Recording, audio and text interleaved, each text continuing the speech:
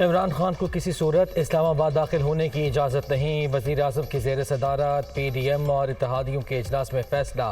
Long march کے حوالے سے تیاری مکمل، وزیر داخلہ کی بریفنگ۔ حکومتی اتحاد کی 2 کمیٹیاں تشکیل، ایک قانونی ماہرین، دوسری پارٹی ترجمانوں پر مشتمل۔ پارٹیز کے ترجمان عمران خان کے بیانیے کے خلاف اپنا بیانیہ عوام تک پہنچائیں گے، قانونی امور پر لاحق عمل کی ذمہ داری دوسری کمیٹی کے سپرد۔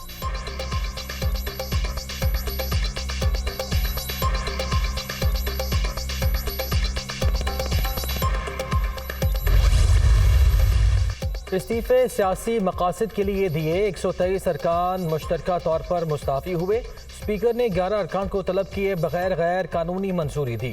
انتخابات پر مجبور کرنے کے لیے دیے گئے استعفوں کو قانون کی نظر میں استعفیٰ نہیں مانا جا سکتا۔ عدالت اسپیکر قومی اسمبلی کو باقی ممبران کے استعفے منظور کرنے کا حکم دے۔ پی ٹی آئی کے مستعفی ارکان کی درخواست اسلام آباد ہائی کورٹ آج مقدمہ سنے گی۔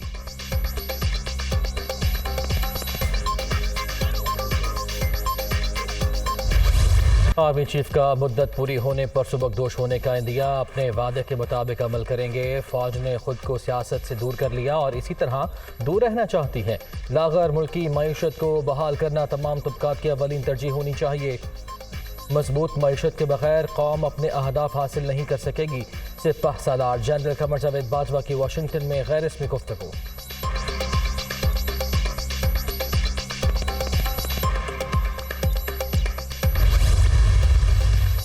نومبر میں آئین و قانون کے مطابق سارے مرحلے عبور ہوں گے۔ روایت کے مطابق نئے آرمی چیف کے لیے 5 نام آتے ہیں، ان میں سے کوئی بھی تعینات کیا جا سکتا ہے۔ آڈیو لیکس کے بعد عمران خان کی بیرونی سازش کا بھانڈا پھوٹ گیا۔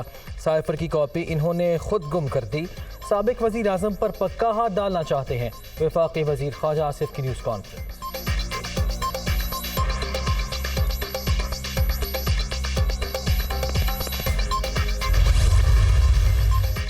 آرمی چیف کوئی بھی آئے فرق نہیں پڑتا، تقرری میرٹ پر ہونی چاہیے۔ سائفر چوری نہیں ہوا، ماسٹر دستاویز دفتر خارجہ میں ہیں۔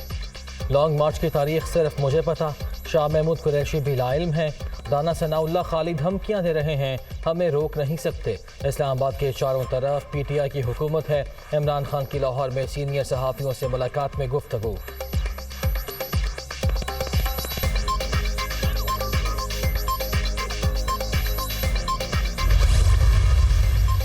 پارلیمنٹ کا مشترکہ اجلاس آج شام 5 بجے طلب، صدر مملکت عارف علوی خطاب کریں گے۔ پاکستان تحریک انصاف کی جانب سے بائیکاٹ کا اعلان۔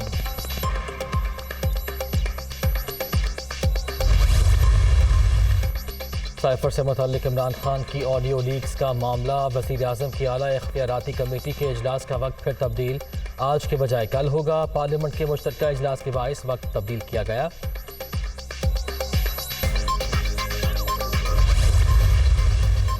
لانگ مارچ میں عوام کا سمندر دیکھ کر سب حیران رہ جائیں گے۔ نواز شریف کی نااہلی کے بعد اسحاق ڈار کو فوراً باہر پہنچا دیا گیا۔ نون لیگ کو ڈر تھا کہ سب بتا نہ دیں۔ ڈاکٹر یاسمین راشد، عورت کارڈ صرف مریم نواز کے استعمال کے لیے ہے۔ یاسمین راشد کی توہین کی گئی، لاٹھیاں برسائی گئیں۔ مریم نواز کے والد، بچے اور ان کے بچوں کے بچے بھی لندن میں مقیم ہیں۔ شہباز گل